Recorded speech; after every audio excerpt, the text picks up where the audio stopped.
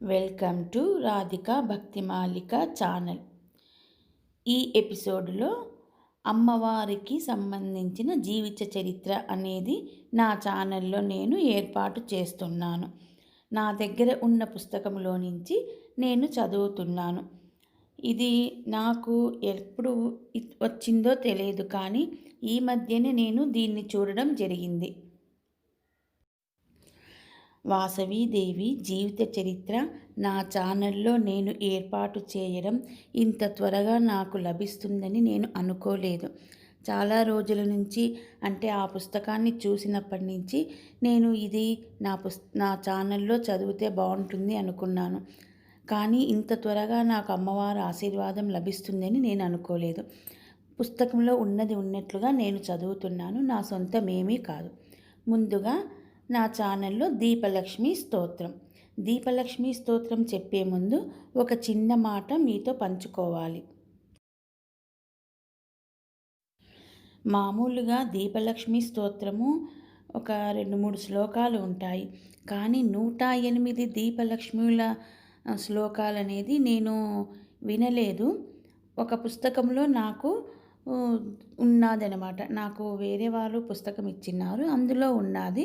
రోజు చదువుకుంటున్నా. ఈ విషయమే ముందు నా ఛానల్ స్టార్టింగ్లో కూడా చెప్పాను.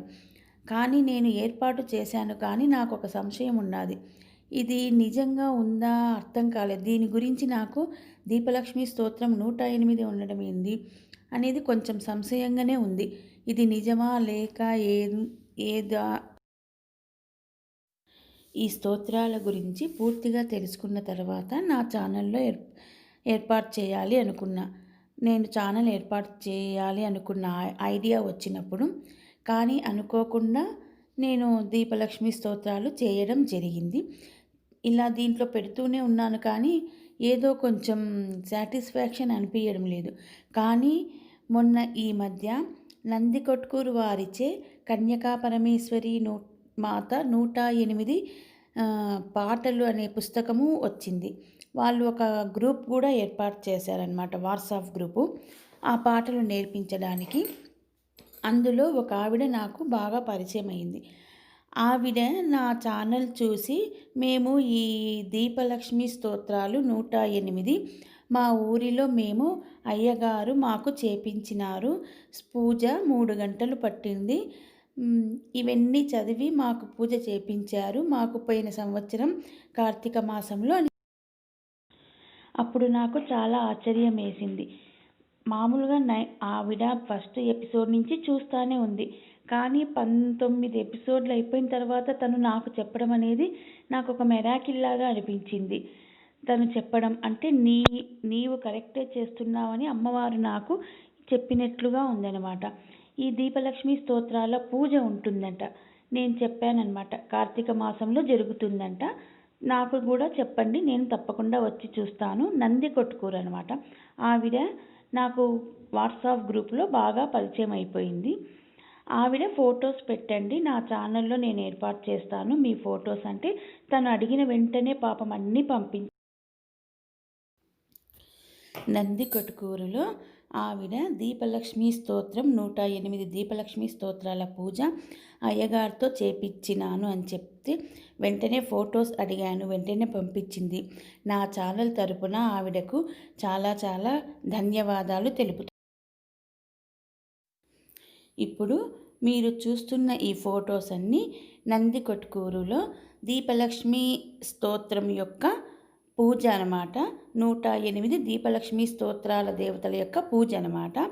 ఆవిడ అడిగిన వెంటనే పంపించినందుకు నా ఛానల్ తరపున ఆవిడకు చాలా చాలా కృతజ్ఞతలు తెలుపుకుంటున్నాను.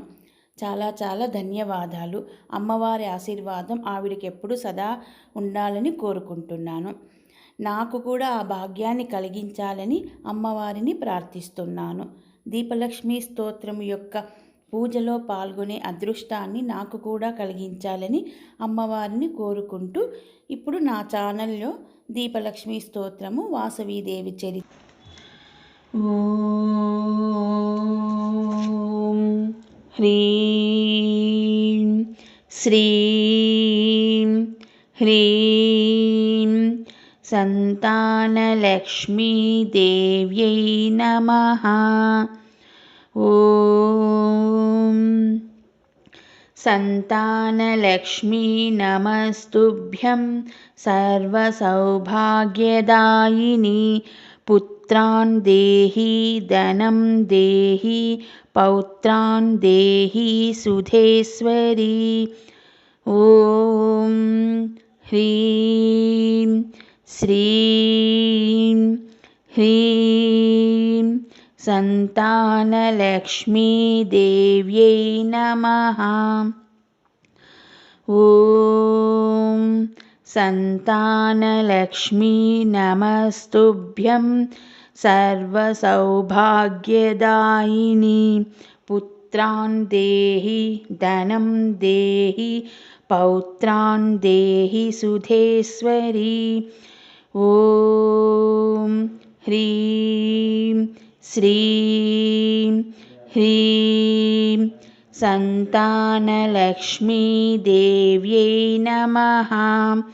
ఓం సంతానలక్ష్మీ నమస్తుభ్యం సర్వసౌభాగ్యదాయిని.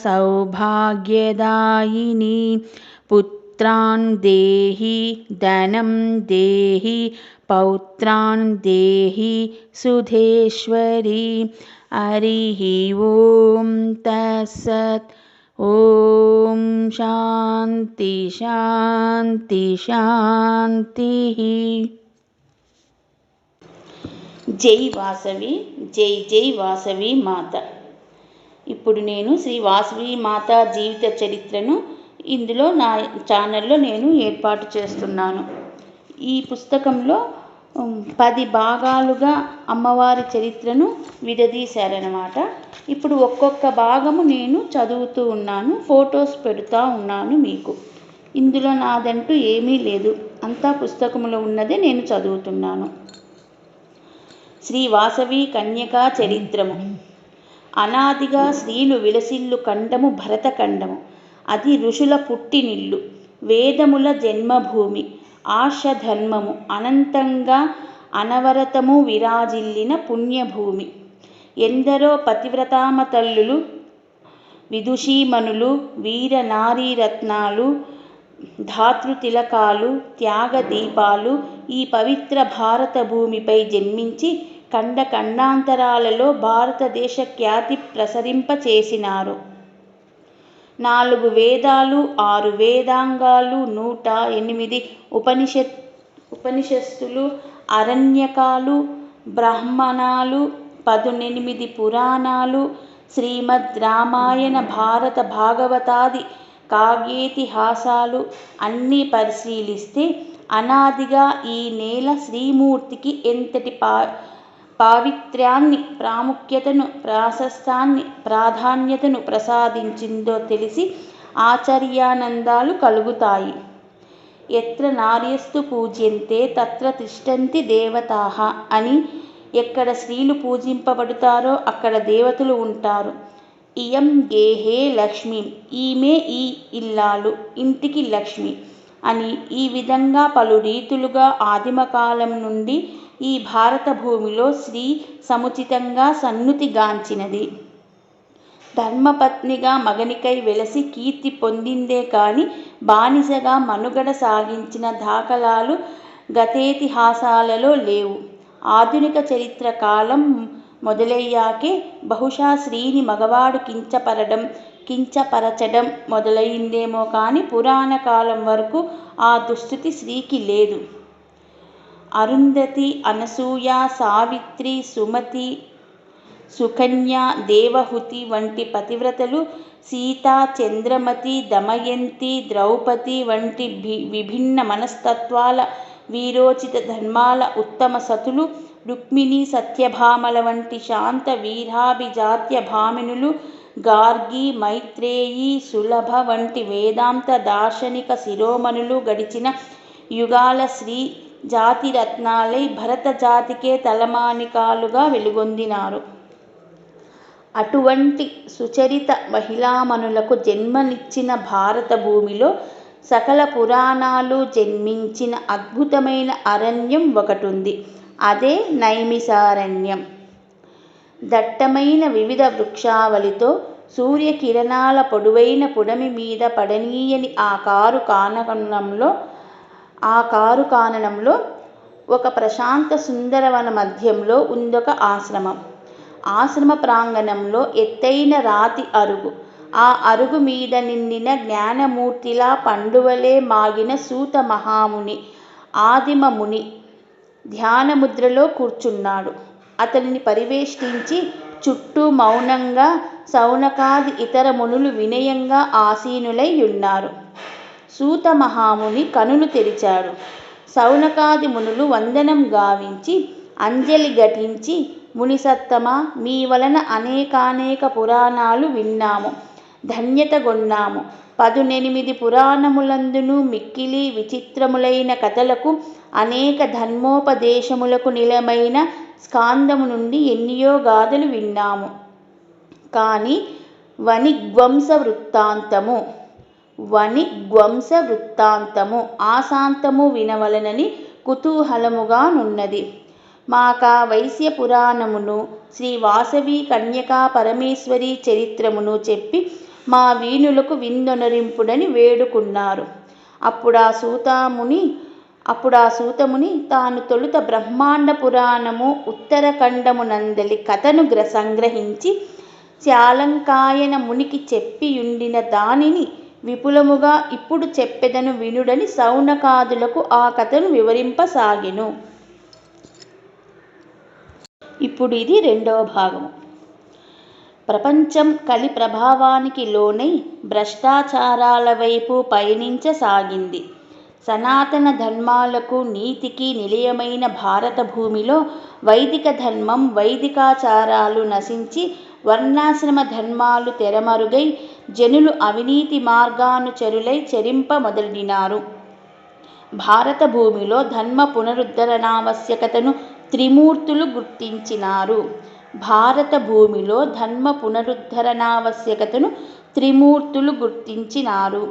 పరమశివుడు శంకరాచార్యులుగా జన్మించి అద్వైతమత ప్రచారముతో ధర్మస్థితిని పునరుద్ధరింప నిశ్చయించుకున్నాడు. పరమశివుడు శంకరాచార్యులుగా జన్మించి అద్వైత మత ప్రచారముతో ధర్మస్థితిని పునరుద్ధరింప నిశ్చయించుకున్నాడు. ఆదిశేషుడు భగవద్రామానుజులుగా అవతరించి విశిష్టాద్వైత పథంలో జనాన్ని ధర్మ మార్గంలో నడిపిస్తానని వాక్రుచ్చాడు.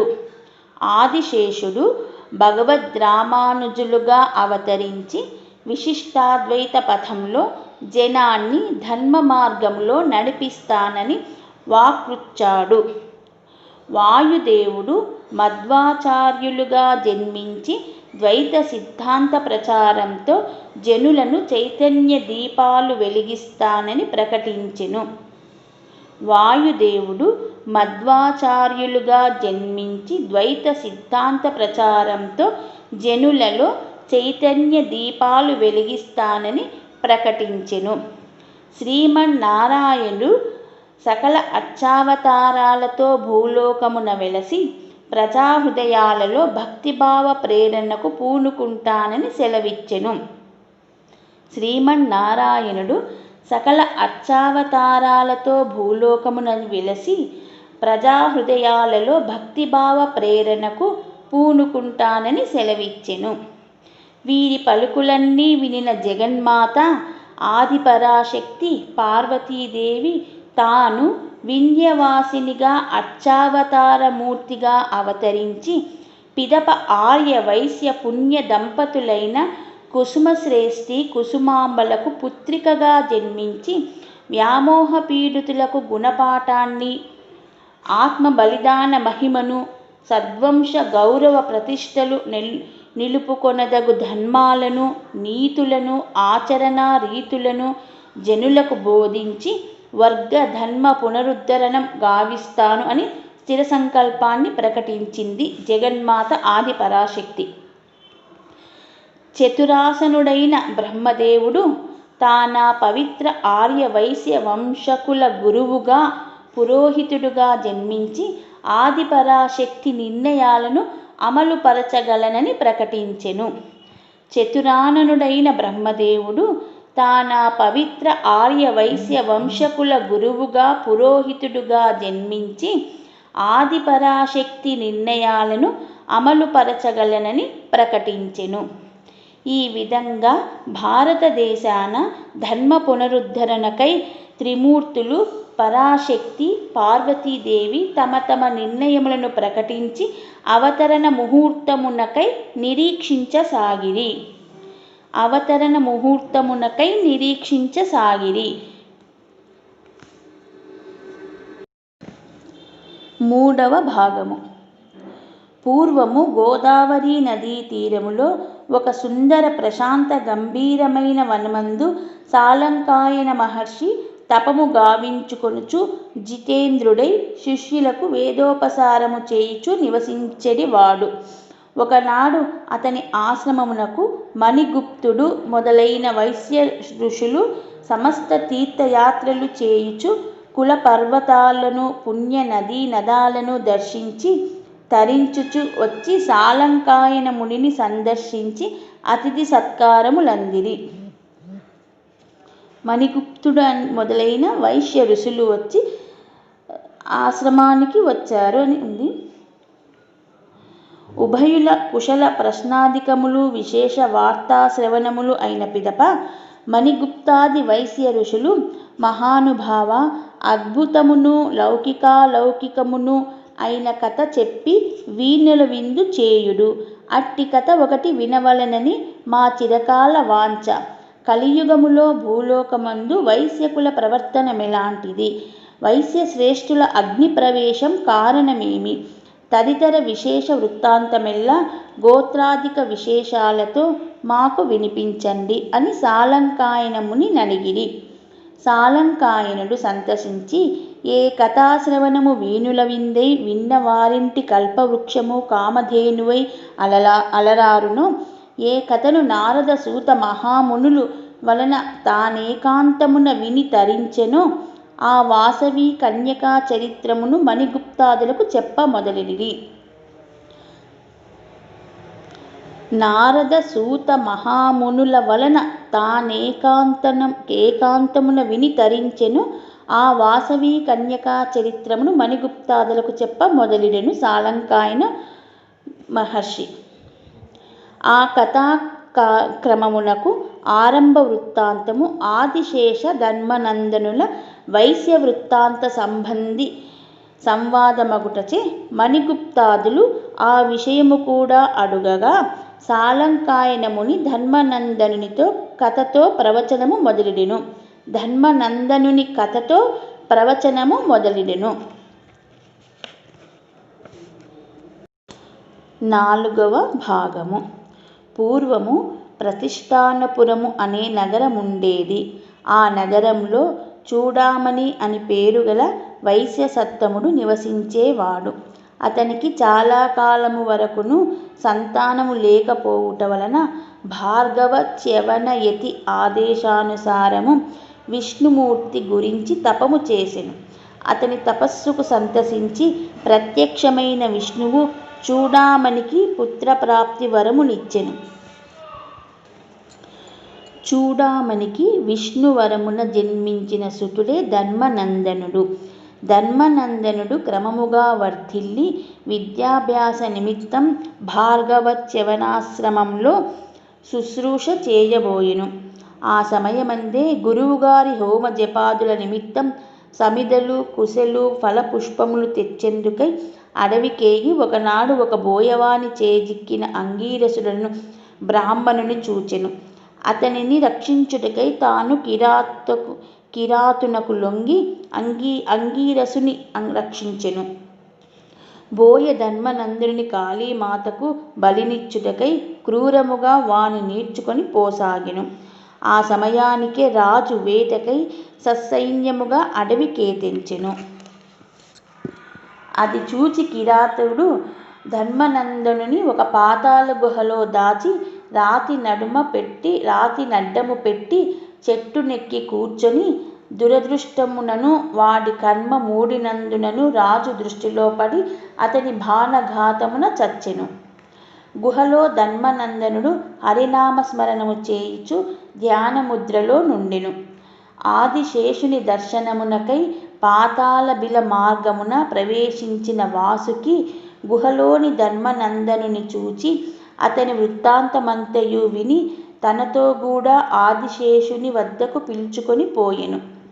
వాసుకి బాలుడైన ధన్మనందనుని ఆత్మత్యాగ నిశ్చయము ధర్మబుద్ధిని ఆదిశేషునకు తెలుపగా అతడు సంతోషించి ధన్మనందనుని కోరిక మేరకు సృష్టిక్రమ వృత్తాంతమంతయు ఆ బాలునకు వివరించి తల్లిదండ్రుల వద్దకు క్షేమముగా వెళ్ళుమని ఆశీర్వదించి పంపెను.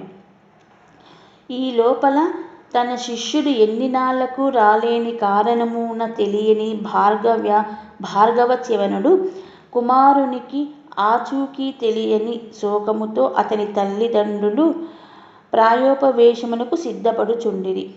అట్టి క్లిష్ట సమయంలో ధన్మనందనుడేతించి గురువునకు మాతాపితలకు సంబరము కలిగించెను. తదుపరి కొన్నాళ్లకు యౌవనవంతుడై గృహస్థ జీవితమును ధర్మబద్ధముగా ఆచరించి తనువు చాలించెను. పూర్వపుణ్య బలమున ధర్మ నియమ పాలనావశమును మరుజన్మమున ప్రభాతస గోత్రమున సోమదత్తుడను వైశ్య శిఖామణిగా జన్మించెను. ధర్మనందనుడు ప్రభాతస గోత్రమున సోమదత్తుడను వైశ్య శిఖామణిగా జన్మించెను. 5వ భాగము. గోత్రమను పేరు వినగానే మునులందరూ సూతుని గోత్ర విభాగమును, వైశ్యుల గోత్ర వృత్తాంతమును, తదితర విశేషములను తెలియజేయుడని ప్రార్థించిరి. ఆ మహామునియు వివరముగా చెప్పనారంభించెను. ఒకానొకప్పుడు బ్రాహ్మణ క్షత్రియ వైశ్యులు బ్రహ్మ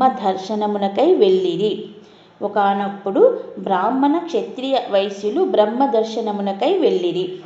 చతురాననుడు కూడా వారి స్తోత్రములను స్వీకరించి వారి వారి గోత్రములు వివరింపవలసినదిగా అడిగెను. అప్పుడు దుర్వాస మహాముని బ్రాహ్మణులు 109 గోత్రముల వారనియు కాని వానిలో 18 మాత్రమే ప్రసిద్ధి అనియు నుడివెను. బ్రాహ్మణులు 109 గోత్రముల వారనియు కాని వానిలో 18 మాత్రమే ప్రసిద్ధి అనియు నుడివెను. ధనంజయుడను క్షత్రియుడు తమకు 7 మాత్రమే ప్రసిద్ధ గోత్రములని చెప్పెను. ధనంజయుడను క్షత్రియుడు తమకు 7 మాత్రమే ప్రసిద్ధ గోత్రములని చెప్పెను. వైశ్యులలో సర్వోత్తముడైన సమాధి ఎనువాడు వినయముగా తమకు 714 గోత్రములనియు 102 గణములనియు తెలిపెను. సమాధియను మహర్షి వినయముగా తమకు 714 గోత్రములనియు 102 గణములనియు తెలిపెను. వైశ్యుల గోత్రాధిక్యతకు చతుర్ముఖుడు బహు సంతసిల్లి వారిని పొగిడెను. బ్రహ్మదేవుడు వైశ్యుల గోత్రాధిక్యత ఎక్కువగా ఉన్నందుకు పొగిడినాడు అని ఉంది ఇక్కడ. ఆ బ్రహ్మ పొగడ్తచే 102 గణములకు చెందిన 102 గోత్రముల వారు తప్ప తక్కిన 612 గోత్రముల వారు అహంకరించిరి. బ్రహ్మ పొగడ్తచే 102 గణములకు చెందిన 102 గోత్రముల వారు తప్ప తక్కిన 612 గోత్రముల వారు అహంకరించిరి. అట్టహాసములచే గర్వోక్తుల నాలాపించసాగిరి.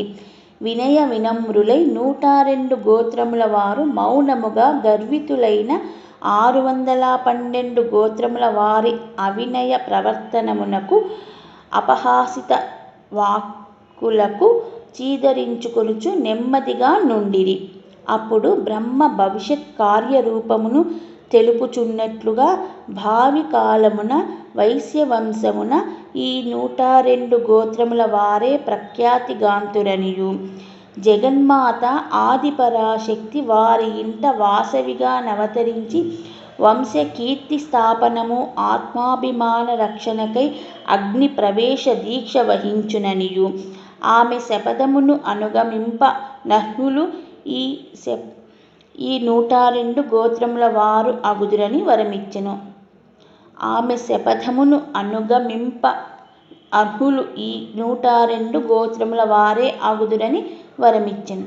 తక్కిన 612 గోత్రీకులు వేద నీతి బాహ్యులు, వైశ్య వంశాచార దూరులునై పలుగాకులయ్యెదరని ప్రకటించెను. ఈ 102 మంది గోత్రముల వారికి ధర్మోపదేశము, బ్రహ్మ విద్యోపదేశము గావించెను.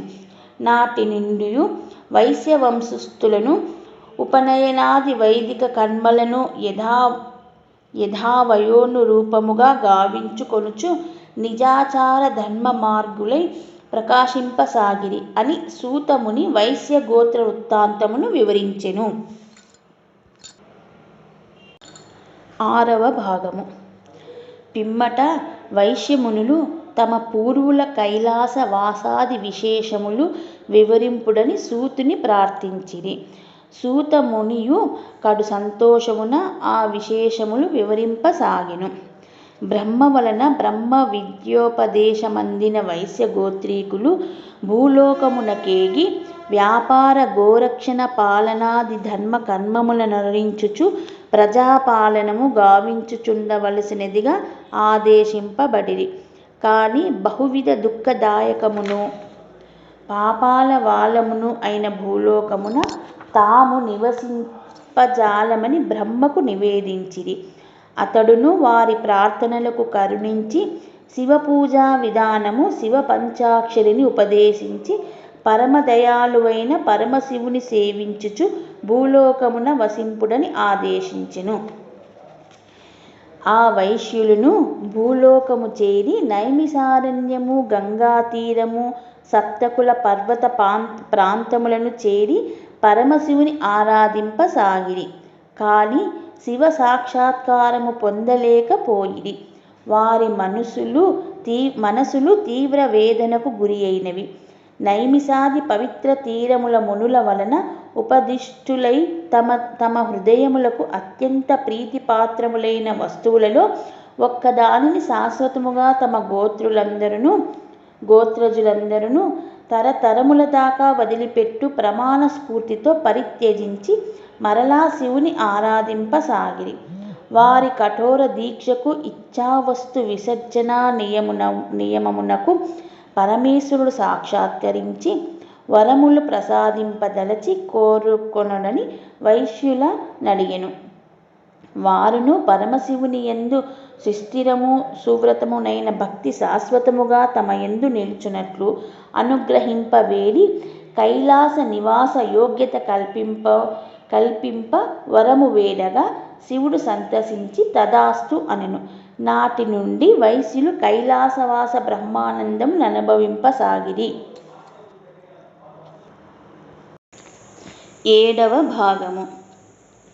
మునులందరును ఆ వృత్తాంతము విని మిక్కిలి సంతసించి తదనంతర గాథ తెలుపుడని సూత మహామునిని ప్రార్థించిరి. సూత మహామునియు చెప్పనారంభించెను. ప్రభాతస పులస్తస్య అని స్కాందము. ప్రభాతస గోత్రమునందు సోమదత్తుడు, పూర్వజన్మలో ధర్మనందనుడు ఇతడు. ప్రభాతస గోత్రమునందు సోమదత్తుడు జన్మించెను. అతడు నవయవ్వనుడై మైత్రేయ గోత్రజుడైన వైరాజుని సుతయగు ప్రతాపవతిని ప్రేమించి ఆమెనే వివాహమాడదలచి పెద్దల చేత వైరాజును అడిగించెను. వైరాజుడు అందుకు అంగీకరించెను. కాని తన కూతురుకు గల గంధర్వుని శాపము తెలిపెను. వానికి గాక ఇతరులకు తన కూతురునిచ్చినచో ఆ కన్య 7 రోజులకు చనిపోవునని శాపము. ప్రతాపవతిపై మనసు లగ్నము చేసిన సోమదత్తుడు శివుని కృపా వీక్షణమునకు పాత్రుడై 5 కల్పవృక్షముల నడుమ వేదిక నిర్మించి అందు లక్ష్మీ పార్వతులను ప్రతిష్ఠించి 7 రోజుల పిదప ప్రతాపవతిని వివాహమాడెను. శివుని ఆజ్ఞ మేరకు, అనుగ్రహము మేరకు గంధర్వుని శాపము నెరవేరదయ్యెను. పంచకల్ప వృక్ష మధ్య వేదిక ఎగుట వలన నాటి నుండి వైశ్యుల ఇండ్ల పంచస్తంభ కళ్యాణ వేదికలు సంప్రదాయములైనవి. ప్రతాపవతి సోమదత్తులకు కీర్తి అను అందాల బాలిక జన్మించెను. ఆ బాలిక ముగ్ధ మనోహరముగా పెరుగుచు సకల విద్యల నేర్చుచు నాటి కన్యామణులలో మేటి సౌందర్యవతిగా విరాజిల్లసాగెను. ఆమె లోకాతీత సౌందర్యమునకు పరవశుడైన చిత్రకంఠుడు అను గంధర్వుడు ఆమెను మోహించి అమర్యాదగా ప్రవర్తించెను. పరకన్యను మాతాపితృ వంశవదన్ను పలుకరించరాదను ఇంగితము లేక ప్రేలాపనలు గావించుటయే కాక సోమదత్తాది వైశ్యమునులందరినీ కూడా ఆ కన్యను తనకిచ్చి వివాహము చేయవలసినదిగా పలుమార్లు ప్రాధేయపడి నిష్ఠూరములాడి తిరస్కృతుడయ్యెను. ఆ తిరస్కారవమానము వరింపలేక కైలాసవాస రాహిత్యమును కన్యతతో కూడా అగ్ని ప్రవేశ ఆ తిరస్కారావమానమును భరింపలేక కైలాసవాస రాహిత్యమును కన్యకతో కూడా అగ్ని ప్రవేశ దుర్విధియు కలుగునట్లు వైశ్యమునులనందరినీ శపించెను. అంతకు ముందే శివదర్శనమునకు వచ్చిన దేవతలను భృంగీషుడు ఆటంకపరుచుటచే చిన్నబోయిన దేవతలను చూచి వైశ్యులు కొంత హేళనగా నవ్వుట వలన ఆ దేవతలే ఇట్టి శాపమిడినని స్కాందము. వైశ్య ఋషులను కోపించి గంధర్వుడనని విర్రవీగి పరుషములాడి మానవుని వలె ప్రవర్తించిన చిత్రకంఠుడును మానవ జన్మమెత్తి ఘోరమరణమునందునట్లు శపించిరి. చిత్రకంఠుడు దీనుడై తన నగరమునకు వెడలిపోయెను. వైశ్యమునులను భవిష్యత్తును గురించి ఖిన్నులై శివుని సన్నిధియందే కాలము గడుపుచుండిరి. ఇట్టి సమయముననే కైలాసమునందు కొన్ని విచిత్ర సంఘటనలు జరిగినవి. ప్రజాపతులలో ఒకడును శివునకు మామయునైన దక్షుడు అల్లుడైన శివుడు తనను మర్యాద చేయలేదనిన అవమానముతో దానికి ప్రతీకారముగా యజ్ఞము చేసి శివుని పిలువక అవమానించెను. పిలువని పేరంటమునకు పోయిన దక్షుని కూతురును శివుని ఇల్లాలును అయిన సతీ యాగశాలలో తన తండ్రి తన పతి అయిన శివుని నిందించిన పలుకులకు తాళలేక యోగశక్తితో భస్మమయ్యెను. దక్షయజ్ఞము ధ్వంసమయ్యెను. శివుడు హిమాలయము చేరి ఏకాంతమున తపస్సులో నుండసాగెను. ఇది అదనుగా తారకాసురుడు విజృంభించి లోకముల కల్లోలపరచసాగెను. సతీదేవి పార్వతిగా హిమవంతుని కూతురై జన్మించెను. పార్వతీ పరమేశ్వరుల వివాహమైన గాని వారి సంతానమగు కుమారునిచే గాని తారకుడు సంహరింపబడడు. అందుచే దేవతలు మునులు మన్మధుడు తమ వంతు కార్యములు దీర్చి పార్వతీ పరమేశ్వరుల వివాహము సిద్ధమునర్చిరి. శివపార్వతుల కళ్యాణం మహావైభవంగా జరిగింది. సకల భువనముల నుండియు కానుకలు వచ్చినవి. కాని మానవ భువనము నుండి ఏ కానుకలను రాలేదు. దానికి కారణము అమూల్యమైన వజ్ర వైడూర్యముల క్రయ విక్రయములు గావించి సంపద నార్జింపతగు వైశ్యధర్మము మానవలోకమున లేకపోవుటయే. అందుకు కారణభూతులు జగదాధార వ్యాపార మూల స్తంభాలనదగిన వైశ్యమునులు పారమార్థిక చింతతో శివ సాన్నిధ్యమున కైలాసమున నుండుటయే. శివపార్వతుల కళ్యాణము జరిగినప్పుడు అన్ని సకల భువనముల నుండి కానుకలు వచ్చినవి. కానీ మానవ భువనము నుండి ఏ కానుకలు రాలేదు. దానికి కారణము అమూల్యమైన వజ్ర వైఢూర్యముల క్రయ విక్రయములు గావించి సంపద నార్జింపతగు వైశ్య ధర్మము మానవ లోకమున లేకపోవుటయే. అందుకు కారణభూతులు జగదాధార వ్యాపార మూల స్తంభాలనదగిన వైశ్యమునులు పారమార్థిక చింతతో శివ సాన్నిధ్యమున కైలాసమున నుండుటయే అని శివుడు గుర్తించి మానవులకును సమస్త సౌకర్యములు దాన ధర్మాలు పుణ్యకార్యాలు గోపాలనము యజ్ఞయాగాదులు నిర్వహింప వీలు కలిగింపవలనని అచట వైశ్యుల అవసరమెంతేనీ కలదని వారిని భూలోకమున కేగ ఆనతించెను. వారి వారి ధర్మమును నిర్వర్తించి పిదప కైలాసమునకు రాగలుగునట్లు కూడా అనుగ్రహించెను. శివుని ఆజ్ఞ మీరలేని వైశ్యమునులు ఖిన్నులై బ్రహ్మకడకు అతడితో గూడి విష్ణు సన్నిధికి వెళ్ళి తమకు వచ్చిన విపత్తును తెలిపిరి. విష్ణువు ఇదంతయు మానవలోక కళ్యాణ కోసమే కావునను త్రిమూర్తులుగా తాము చేయవలసిన ధర్మమును వైశ్యులను భాగస్వాములగుట వారి భాగ్యమును ఘనతయును అని చెప్పి చింతపడవలసిన పని లేదనియు, తాను జనార్దన స్వామిగా, శివుడు నగరేశ్వరుడుగా, పార్వతీ వింధ్యవాసినిగా, లక్ష్మి కోనకమలగా మీ కొరకై భూలోకమున వెలసి మీకు సాన్నిధ్యము కలిగింతుమనియు చెప్పి ఊరడించెను. బ్రహ్మయు వైశ్యమునులను దిగులు పడవలదనియు వారి కొరకై విశ్వకర్మ చేత గోదావరి తీరమున పెనుగొండ, జ్యేష్ఠశైలము, పెనుగొండ మొదలైన 18 నగరములు నిర్మింపజేతుననియు, నేను భాస్కరాచార్యులుగా అవతరించి మీ ధర్మ కార్యాచరణమునకు మార్గదర్శకుడుగా ఉండుననియు అభయమిచ్చెను బ్రహ్మదేవుడు. చిత్రకంఠుని శాపమీ రీతిగా నెరవేరుచున్నదని వైశ్యమునులు గుర్తించిరి. పాప పంకిలమైన అశుద్ధమైన మర్మద్వారము నుండి ఉద్భవించుటకు ఇచ్చగించక కామధేనువును ప్రార్థించి మమ్మందరినీ తన గర్భమునందుంచుకొని కర్ణము నుండి భూలోకము పోవుటకు అనుగ్రహించుమని వేడిరి. అంతట కామధేనువు వారి కోరికను మన్నించి వైశ్యులందరినీ తన గర్భమున నుంచుకొని హిమవత్ పర్వత సానువుల చెంత చెవి నుండి భువికి అవతరింపచేసెను. విశ్వకర్మ బ్రహ్మ ఆనతిచే గోదావరి తీరమున పెనుగొండ మొదలైన 18 నగరములను నిర్మించెను. శివ కమల నాదాదులు తమ తమ అవతార నామములతో పెనుగొండలో వెలసిరి. వైశ్యులందరూ ఆ నగరములందు నివసించసాగిరి. 18 నగరములకు తలమానికముగా రాజధానిగా పెనుగొండయే పరిధి విల్లెను. 8వ భాగము. పెనుగొండ ప్రధాన నగరముగా 18 పట్టణాలను కుసుమశ్రేష్ఠి పరిపాలించుచుండేవాడు. ఆ సమయమున గోదావరి తీర ప్రాంతమును పాలించుచున్న చాళుక్య విష్ణువర్ధనునకు కుసుమశ్రేష్ఠి సామంతుడుగా నుండెను.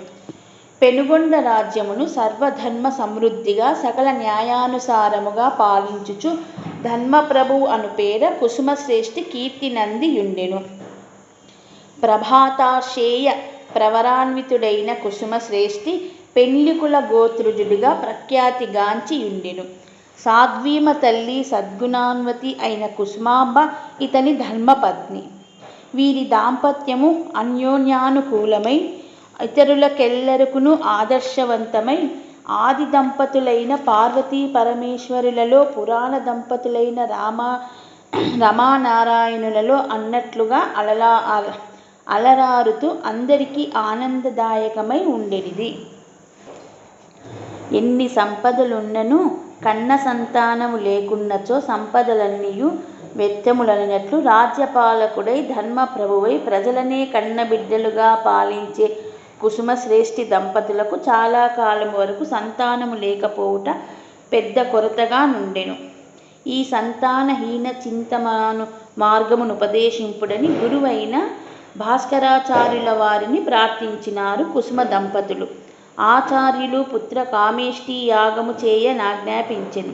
కుసుమశ్రేష్ఠియు ఆ యాగము చేయ నిశ్చయించి సమస్తమైన ఏర్పాట్లను గావించెను.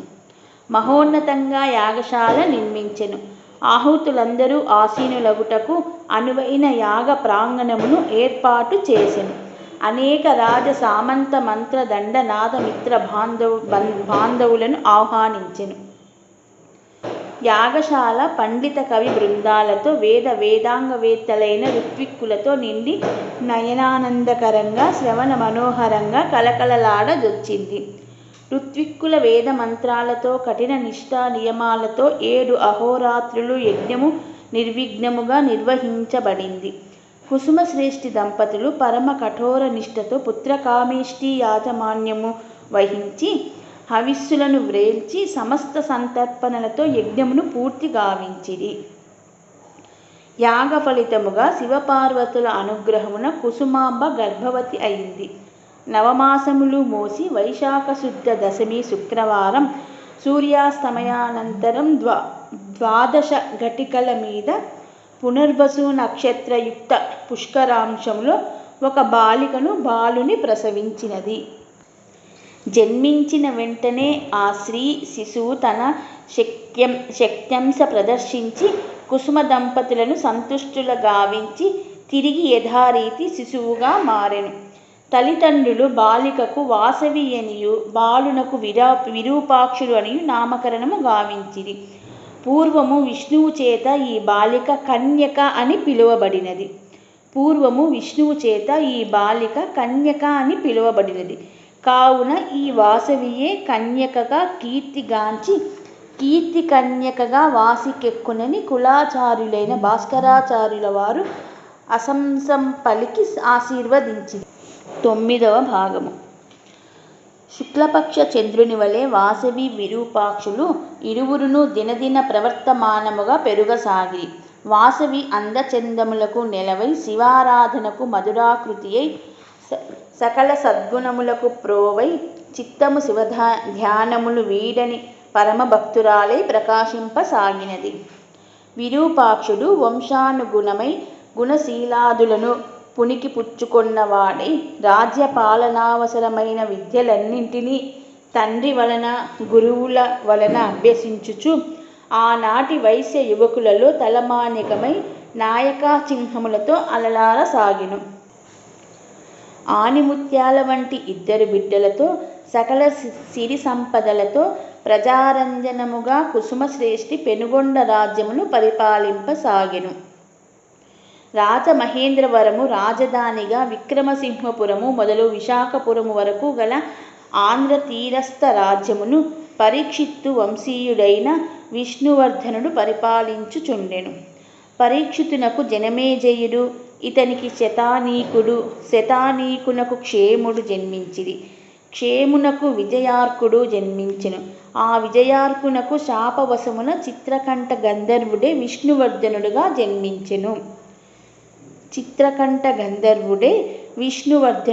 జన్మించెను. విష్ణువర్ధనుడు చాళుక్య వంశీకుడుగా చారిత్రక ప్రసిద్ధుడు.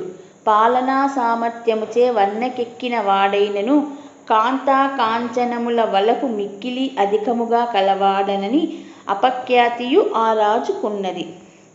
ఒకమారి విష్ణువర్ధనుడు వేట నెపమున తన రాజ్యమున కాంతారములలోనున్న క్రూర జంతువుల బెడద నివారింపవలెనని సేనావాహిని సమేతముగా బయలుదేరి తన రాజ్యమంతయు పలు ప్రాంతములు పరిశీలించి అంతఃశత్రు నిర్మూలనము అల్లకల్లోలము లేపెడి దృష్టులను విప్లవకారులను అణిచి శాంతిని నెలకొల్పవలెనని అఖండ సైన్యముతో జైత్రయాత్రకు బయలుదేరెను.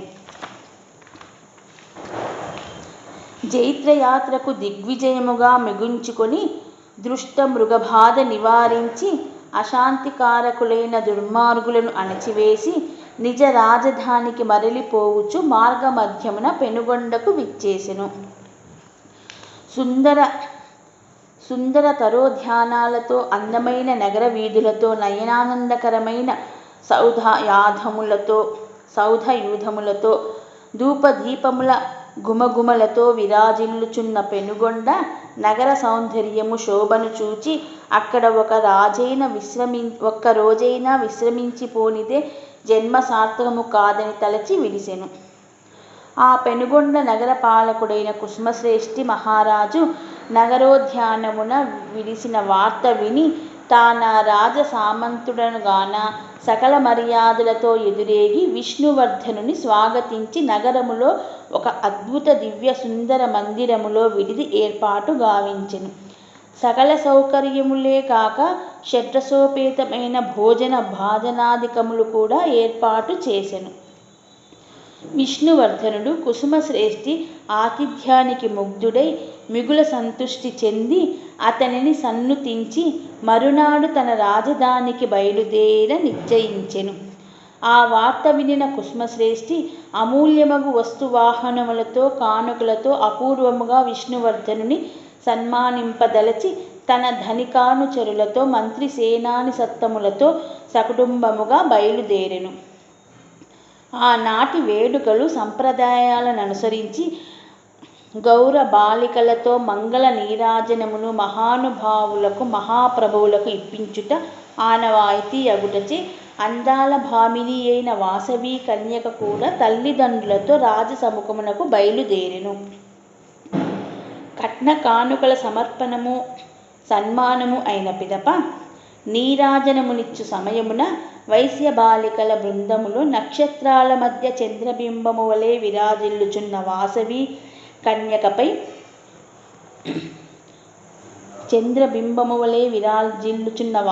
కన్యకపై విష్ణువర్ధనుని వీక్షణము పడినది. కామాంధులు దేనిని చూడజాలరన్నట్లో వెంటనే ఆ అందాల రాశిపై తనకు గల మక్కువను తన మంత్రి సలహాదారుల ద్వారా తెలిపి ఆ యువతినెట్లైనను తనకిచ్చి వివాహము గావింపవలసినదిగా రాయబారమంపెను. పుణ్యమునకు పోయి పాపము తెచ్చుకొంటిమే అని ఆ వార్త విని కుసుమశ్రేష్ఠి చాలా దిగులు చెందిన. వైశ్య విభుదులెల్లరూ ఇది విని ముక్కున వేలేసుకున్నారు. కుసుమశ్రేష్ఠి తన వంశ పెద్దల ద్వారా ఈ వివాహము ధర్మ విరుద్ధము, నీతి దూష్యము, ఆచార బాహ్యమని పెక్కు విధములా రాజుకు చెప్పించెను. కానీ వ్యామోహాగ్ని తప్త హృదయుడైన విష్ణువర్ధనునకు ఏ మాటలను ధర్మ పన్నములను చెవికెక్కలేదు, తలకు పట్టలేదు. వాసవి తనకు దక్కదని వినిన కొలది అతని పంతము ఆగ్రహము మరీ వృద్ధి పొందసాగిన. కోపావేశమున తాను దలచినదే చెప్పినదే ధర్మమని పలుకుచు తాను క్షత్రియుడగుటచే ఎవ్వరినైనను వివాహమాడవచ్చుననియు రాజానో బహువల్లభ అను సూక్తిని బట్టి వైశ్యకన్యను తాను వివాహమాడుటలో అసంబద్ధత అనౌచిత్యములేమీ లేవనియు వాదించి అంగీకరింపకున్నచో బలత్కారముగానైనా చెరగొని పోయెదనని తీవ్రముగా చెప్పి పంపెను. వైశ్య కులస్థులందరూ ఏమీనూ దిక్కుతోచని దైన్యస్థితిలో చింతింపసాగిరి. వైశ్య సంఘమంతా అంతులేని చింతలో మార్గాంతరము తెలియని అయోమయములో అవస్థపడసాగిరి. 18 నగరములలోని వైశ్య కులవర్ధనులైన మేధావి బాలురు ఒకచోట గుమికూడి తమలో తాము భవిష్యత్ కార్యక్రమము చర్చించుకోసాగిరి. బాలురును నగర మేధావి సంఘమును అయినందువలన వీరిని బాలనగరులు అని వ్యవహరించేవారు. ఈ బాలనగరులు తమ పెద్దల అంగార్త బలాలను దైహిక బలాన్ని జైత్రయాత్రా నిమిత్తమై బయలుదేరి వచ్చి తిరిగి వెలుచున్న విష్ణువర్ధనుని సైనిక బలాన్ని తులనాత్మకంగా బేరీజు వేశారు. కామమోహితుడై కన్నుమిన్నుగానకున్న ఆ రాజు కోరిక తిరస్కరిస్తే అగ్రహోదగ్రుడై తన సైనిక బలమంతా ఇప్పుడే తమ మీద ప్రయోగింపవచ్చు. ఈ సేనావాహినిని ఎదిరింపగల స్తోమత తమ 18 నగరాలలోనూ లేదు. ఎదిరించే సాహసానికి కొదువ లేదు. కానీ సాహసము వలన నష్టమే తప్ప ప్రయోజనము శూన్యము కనుక యుక్తిగా ముందు రాజును పెనుగొండ నుండి తరలింపచేసే మార్గం వెదుకవలెనని నిశ్చయించుకున్నారు. తమలో ఒక యుక్తిని నిశ్చయం చేసుకుని విష్ణువర్ధనుని వద్దకు ఉత్సాహంతో ఆడుతూ పాడుతూ వెళ్ళిరి. అతడే ప్రభువని తెలిసినను తెలియనట్లుగా మహదానందమును ప్రకటించుచు కేరింతలాడుచు రాజు తమను పలుకరించేటట్లుగా చేసుకుని తమ నగరమున సంబరమని తెలిపిరి. విష్ణువర్ధనుడు అప్పుడే తాను తన నగరమున కేకుచున్నాననియు అంతయు సన్నాహపరచి లగ్న సమయమున వత్తునని చెప్పి కొంత సైన్యమును పెనుగొండ యందు ఉంచి నగరమును వీడి వెడలెను.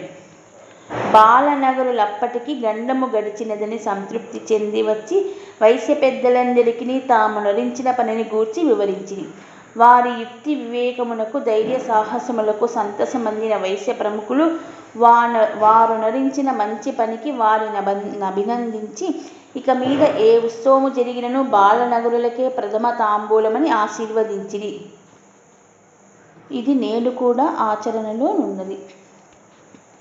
తదుపరి విషయములు చర్చించుటకై కుసుమశ్రేష్ఠి 714 గోత్రముల వారిని పిలిపించి సభ చేసెను. సభలో అధ్యక్ష స్థానమున భాస్కరాచార్యుల వారుండిరి. తమ కులమునకు వచ్చిన విపత్తును తాత్కాలికముగా దానిని తొలగించిన బాలనగరుల సాహస వృత్తాంతమును కుసుమశ్రేష్ఠి వివరించి తదుపరి కర్తవ్యమును తెలుపుడని అందరినీ ప్రార్థించెను. 612 గోత్రముల వారు మాత్రం రాజుతో విరోధము వైశ్యకులమునకు శ్రేయము కాదని ఖచ్చితముగా తెలిపిరి. 102 గోత్రీకులు మాత్రం తమ పవిత్ర వంశాభిజాత్యమును గురించి వివరించి దానిని కాపాడుకొనుట కర్తవ్యము కనుక ధర్మ విరుద్ధముగా రాజుతో పొందు కలిగించుకోవటం కన్నా అగ్ని ప్రవేశం చేసి ప్రాణత్యాగం చేయటమే మిన్నని ఘోషించిరి. కుసుమశ్రేష్ఠియు ఆత్మాభిమానం వంశ ప్రతిష్ఠ కాపాడడమే ధర్మ సముచిత నిర్ణయం కనుక 102 గోత్రీకులు చెప్పిన తీర్మానమునే బలపరచెను. భాస్కరాచార్యులను అగ్ని ప్రవేశమే సముచిత నిర్ణయమని వైశ్య వంశ ప్రతిష్ఠకు వన్నెదెచ్చునదని నుడివెను. 102 గోత్రీకులను గురువాక్యములను తమ ప్రభువాక్యములను విని ఆవేశమున తామందరును అగ్ని ప్రవేశమునకు సిద్ధమని ప్రకటించిరి. 612 గోత్రుజులు ఆ నిర్ణయమును ధిక్కరించి విరోధించి ఎక్కడికైనా వెళ్ళి బ్రతుకగల వారమని నానా దిక్కులకు వెడలిపోయిరి. నీచమైన ప్రాణాల మీద తీపితో కులధర్మములను విడనాడిన వారుగా వైశ్యవంశాధూరులుగా అపకీర్తి పాలైరి. కుసుమశ్రేష్ఠి ఇంటికేతెంచి తన కూతురైన వాసవి కన్యకను చూచి కుమిలిపోవుచు ఒకవైపు ఆమెపై అనంత ప్రేమను కురిపించుచు ఒకవైపు తనకు వచ్చిన సమస్యను ఆమెకే చెప్పెను. కొంతసేపు తండ్రి ముఖమునవలోకించి చూచి వాసవి అపూర్వమైన కంఠస్వరముతో దివ్యవాణి తన గళము నుండి వెలువడుతున్న రీతిగా, తండ్రి, విచారింపవలసిన ఆగత్యము లేదు. నీ అంతరంగమేమో నాకు తెలియను. నీ ధర్మానుసరణము మన వైశ్యకుల పవిత్రతారక్షణ దీక్షణ కవతకమైనవి. కులాభిమానము లేని కులధర్మము కాపాడలేని పిరికి వారిని గూర్చి తలంపబనేలేదు. 102 గోత్రముల వారు పవిత్ర హృదయులు. పూనిన దీక్ష పరమ పవిత్రము. వారి అగ్ని ప్రవేశ నిర్ణయము ఆత్మత్యాగ నిశ్చయము అవశ్యము, ప్రశంసనీయము. నీవు నన్ను నీ కన్న కూతురిగా మాత్రమే భావించి మమకారము తెంచుకోలేక నా గురించి వగచుచున్నావు. ఇదిగో చూడుము, నా నిజస్వరూపమవలోకించుము. పరాశక్తి స్వరూపిణినైన నా నిజాకృతిని గాంచి ధన్యత చెందుము. దుష్టచిత్తుడైన విష్ణువర్ధనుని పరిమార్తును. మన వైశ్య వంశమును ఉద్ధరింతును. మన వైశ్య వంశ ప్రతిష్ఠ ఆచంద్రారకము ప్రఖ్యాతమగునట్లు చేతును అనుచు తన దివ్య మంగళ మనోహరాద్భుత స్వరూపమును ప్రత్యక్షీకరించి ప్రదర్శించెను. కుసుమశ్రేష్ఠులు కాక 110 గోత్రముల వారును ఆ ఆదిపరాశక్తి అద్భుత రూపమును గాంచి జయ జయ హే దివ్య పరాత్పరి అనుచు కీర్తించిరి. ఆ దివ్య దర్శనముతో తమ జన్మలు ధన్యమైనవిగా ముదమందిరి. అప్పుడా వాసవి, తండ్రి, దుర్మార్గహృదుడైన రాజు నీచ దృష్టి నా శరీరముపై ప్రసరించినది. ఇక ఈ నశ్వరమైన భౌతిక దేహమును నిలుపరాదు. దీనిని అగ్నికాహుతి చేసెదను. పవిత్ర హోమాగ్నికి ఆహుతి చేసెదను. ఈ వార్త వినిన విష్ణువర్ధనుడి బ్రతుకు కూడా నాడే ముగియును. మీరును గోత్రమునకు ఒక్కొక్క దంపతులుగా నాతో అగ్ని ప్రవేశము చేయండి. జన్మములు తరించుటయే కాదు, వంశములే తరించును, అనంత కీర్తి మిగులును అని ఉపదేశించి యథారీతి బాలికగా మారెను. కుసుమశ్రేష్ఠికిని ఇతర వైశ్యకుల బృందమునకు మహదానందమై శరీరములు ఆనందోద్రేకావేశములతో పులకించినవి. వైశ్యులందరిలో మేధావియు కడువృద్ధుడును మాటకారియునైన ఒక ప్రముఖ గోత్రీకును నియమించి అధర్మమునకు నిలవైన ఆ వివాహము ఎట్టి పరిస్థితుల్లోనూ జరగదుగాక జరగదు అని తమ స్థిర నిర్ణయమును విష్ణువర్ధనునకు చెప్పి రావలసినదిగా పంపిరి. కుసుమశ్రేష్ఠియు బాలనగరుల ద్వారా సమస్త వైశ్యులను పిలిపించి అగ్ని ప్రవేశమునకు సిద్ధమగుచో దీక్షా కంకణమున ధరింపవలసినదిగా గురువైన భాస్కరాచార్యులచే చెప్పించెను. 102 గోత్రముల వారు గోత్రమునకొక్క జంటగా కులగురువైన భాస్కరాచార్యులచే కంకణ ధారణులైరి. కాని 612 గోత్రముల వారు ససేమిరాయని అంగీకరింపక మరలా విముఖతనే ప్రదర్శించిరి, పిరికితనమున పారిపోయిరి. అక్కడ విష్ణువర్ధనుడు కూడా వృద్ధ వైశ్యుని వలన తన వివాహయజ్ఞము భగ్నమైనదని విని అగ్రహోదగ్రుడై వైశ్యనగరములన్నీ ముట్టడించి మట్టుబెట్టి సమస్తమును దోచుకొనెదనని గంభీరాట్టహాసముల ప్రదర్శించి చిందులు త్రొక్కెను. ఇక్కడ పెనుగొండ యందు 103 అగ్నిగుండములు నిర్మితములైనవి. నగరమంతా శోభాయమానముగా అలంకరింపబడింది. నగరములోని జనమంతా పార్వతీ పరమేశ్వర సమారాధన తత్పరులైరి. పెనుగొండలోని కోనకమల జనార్దనులు, వింధ్యావాసిని నగరేశ్వరులు సకల పూజలందుకొనసాగిరి. పెనుగొండలోని కోనకమల జనార్దనులు, వింధ్యావాసిని నగరేశ్వరులు సకల పూజలందుకొనసాగిరి. అదొక భూలోక కైలాసము వలె ప్రభాసిల్ల సాగినది. వాసవి కన్యకా ఆదేశానుసారము 102 గోత్రీకులలో ఒక్కొక్క దంపతులు మంగళ స్నానాలు గావించి పట్టు పీతాంబరాలు ధరించి ధర్మరక్షణకు వంశ ప్రతిష్ఠ నిలుపుటకు ఉత్సాహానందాలతో శివపార్వతులను లక్ష్మీనారాయణులను మనసున స్మరించుచు అగ్నిగుండముల దరికి వచ్చుచుండిరి. కుసుమశ్రేష్ఠి ఇంట వాసవియు మంగళ స్నాతయై పరిశుభ్ర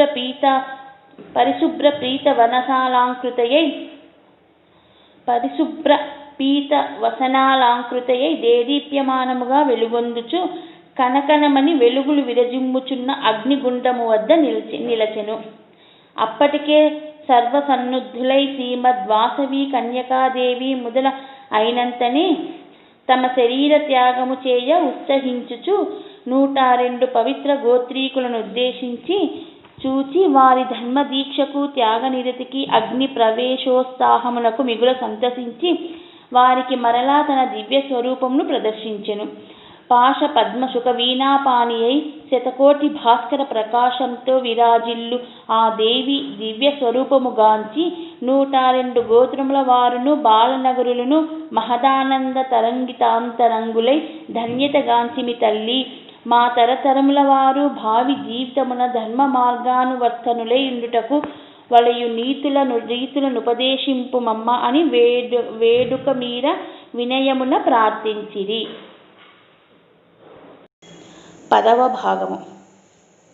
శ్రీమద్ వాసవి కన్యకయు వారిననుగ్రహించి నిరంతరము మనస వాచ కర్మణ పరమేశ్వర పాద ధ్యానమును వీడకుడు, అరిషడ్వర్గములను పెంచకుడు, గురువుల పెద్దల విఘ్నుల గౌరవింపుడు, పేద సాధల కరుణింపుడు, కేవలము సుఖలాలసులై ఉండక పరమాత్మ గురించి ఆసక్తి కలిగియుండుడు, చతురాశ్రమ ధర్మములు పాటింపుడు అనియు, మరియు వైశ్యులుగా ప్రణతుగాంచిన వసు రుద్ర ఆదిత్య విశ్వ దేవ మరుద్గుణములను చంద్ర బుధులను బలంద వత్స సంకీలులను మాగభట్టి ప్రముఖులను గురించి గ్రహించుడు.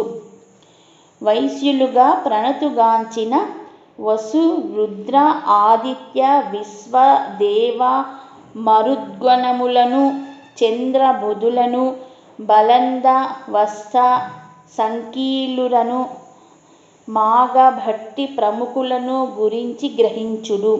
వేద పఠన యజ్ఞ కర్మ నిర్వహణముల మీకును అర్హత కలదని తెలుసుకొనుడు. వేద పఠన యజ్ఞ కర్మ నిర్వహణముల మీకును అర్హత కలదని తెలుసుకొనుడు. మీ వేదము ఋగ్వేదము. 12వ ఏట ఉపనయనము సద్విధి వీలుకాని పరిస్థితులలోనే వివాహ సమయమున ప్రాయశ్చిత్తపూర్వకముగా గావింపవలెను. మీ వేదము ఋగ్వేదము. 12వ ఏట ఉపనయనము సద్విధి వీలుకాని పరిస్థితులలోనే వివాహ సమయమున ప్రాయశ్చిత్తపూర్వకముగా గావింపవలెను. ధర్మరక్షణకై స్త్రీ గో బ్రాహ్మణ శిశు సంరక్షణకై ఆయుధము ధరింపవలసి వచ్చినను దోషము లేదు. శృతి స్మృతి పురాణ ప్రమాణములు మరువకుడు. గోరక్షణ కృషి వ్యాపారము దానము అధ్యయనము యజనము అనునవి వైశ్య సదాచారములు. వీటిని పాటించుట ఏమరరాదు. సంధ్యావందనము, గాయత్రి జపము మరువరాదు. దేవభూత పితృ మనుష్య బ్రహ్మములను పంచయజ్ఞములు చేయుచుండవలెను. అతిథి సత్కారము, పాతివ్రత్యము, పెద్దల ఎడ విధేయతలు, వైశ్య వంశమునకు ప్రతిష్ఠా కర్తవ్యములనుట మరువరాదు. అతిథి సత్కారము, పాతివ్రత్యము, పెద్దల ఎడ విధేయతలు, వైశ్య వంశమునకు ప్రతిష్ఠా కర్తవ్యములనుట మరువరాదు. ఆశచే కన్య నమ్మకుడు. ఆశచే కన్య నమ్మకుడు. మేనమామను వివాహమాడకుడు. మేనల్లునకే కూతురునిచ్చుట నిరతి విధి. ఆశచే కన్య నమ్మకుడు. మేనమామను వివాహమాడకుడు. మేనల్లునకే కూతురునిచ్చుట నిరత విధి. అయోగ్యుడని నిశ్చయమైనప్పుడే ఈ విధిని విడువదగును.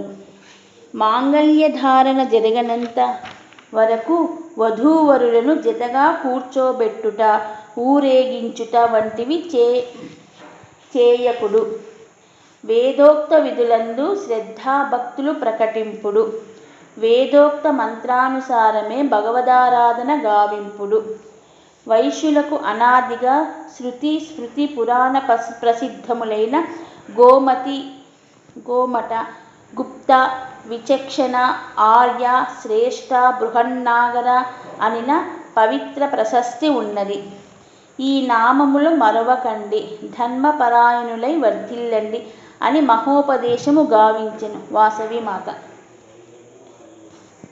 బాలనగులను గాంచి వారిని అగ్ని ప్రవేశము చేయకుడని శాసించెను. వారి వలననే వంశకీర్తి నిలుచునన్న అవకాశమున్నదని కనుక తన ఉపదేశాచరణకై జీవించుడని ఆదేశించెను. పిరికివారై పారిపోయిన 612 గోత్రముల వారితో పవిత్రమైన 102 గోత్రముల వారికి సాంకర్యము కలుగకుండుటకై ఒక మార్గమును ఉపయుక్తముగా తెలిపెను. ప్రధాన ఋషి గోత్రములన్నింట ఒక్కొక్క గుప్త సంకేత గోత్రనామం ఉంచుకొనుడు. ప్రధాన గోత్రనామము కాక సంకేత గోత్ర వ్యవహారము కూడా ఉండుట వలన ఇది తెలియని 612 గోత్రముల వారును ఈ 102 గోత్రముల వారితో ఎట్టి సంబంధములను ఉంచుకొనజాలరు అనియు ఆయా సంకేతములను తెలిపెను. వాసవీదేవి ఉపదేశము ఈ దేశములను వినిన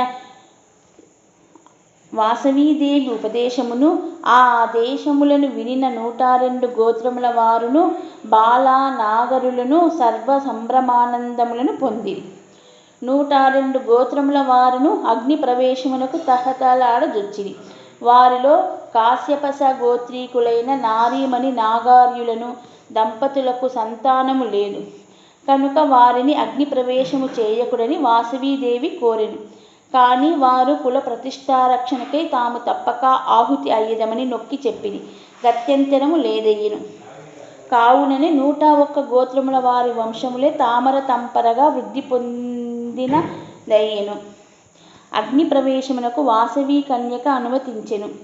జయ జయ నినాదములు, ధన్య ధన్య హో కన్యక నినాదములు, అహో వైశ్య గోత్రజ సాహసము, వీరి జన్మ ధన్యము, వైశ్య వంశమే ధన్యము అనిన సాధువాదములు, ఆహాకారములు, శోకాలాపములు నింగినంటుచుండగా ప్రప్రథమున శ్రీ వాసవి కన్యకాంబ అరహర మహదేవ శంభు అని పెడబొబ్బలిడుచు అగ్నిగుండమున దుమికెను.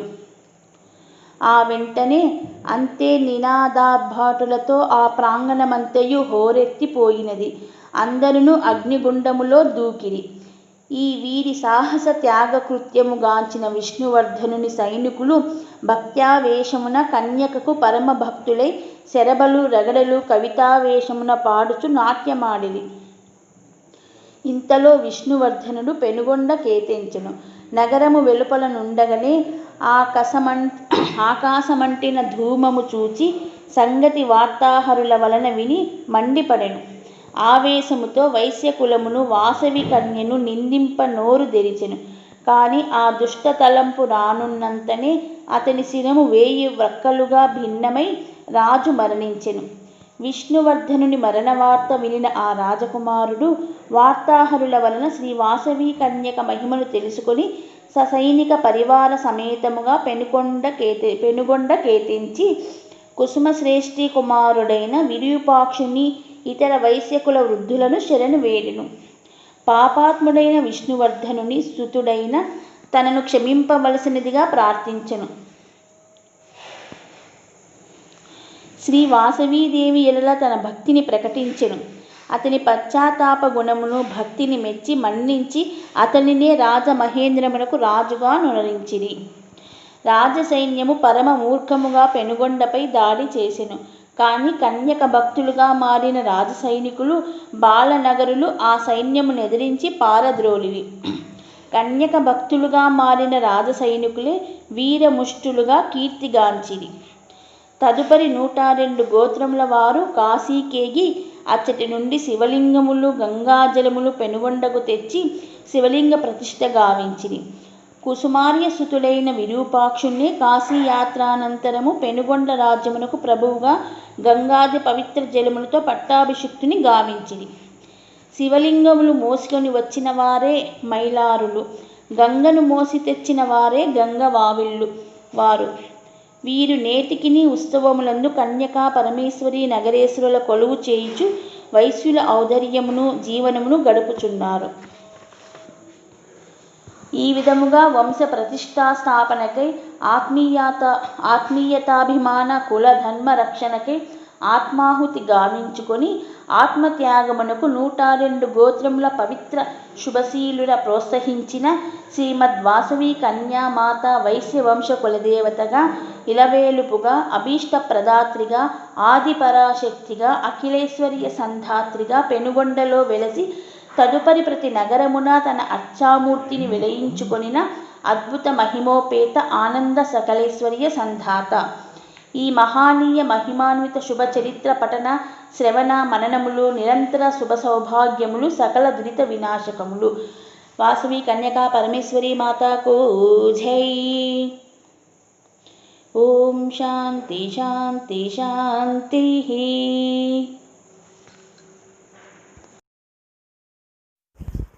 నాకు ఈ అవకాశాన్ని కల్పించిన వాసవి మాతాకు శతకోటి ధన్యవాదాలు.